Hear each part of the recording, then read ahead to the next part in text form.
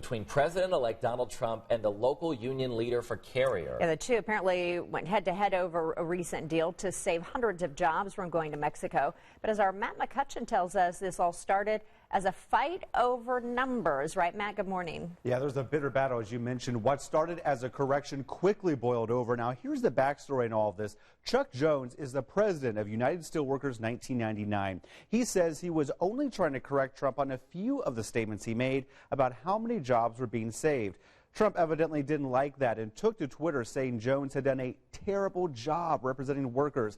But he didn't stop there. He added this to the fire, saying in part, quote, "If United Steelworkers 1999 was any good, they would have kept those jobs in Indiana." Well, these tweets, as you might imagine, follow an interview with Jones published earlier this week in the Washington Post.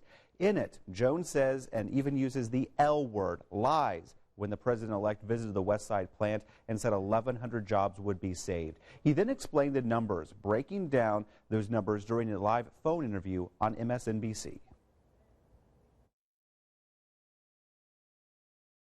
A lot of our people, when President-elect Trump said that earlier in the week, before we knew what the exact numbers was last week, had got their hopes up that they were going to keep a job, when in all reality, and we found out last Thursday at noon that there was going to be 730 bargaining unit jobs remain, and another 70 supervisory clerical type work remain.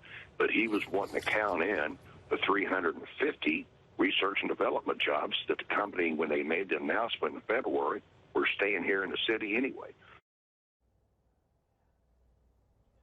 Jones also released this statement to Eyewitness News saying in part, quote, "If I am to blame, I wear it proudly because our people are making a living wage.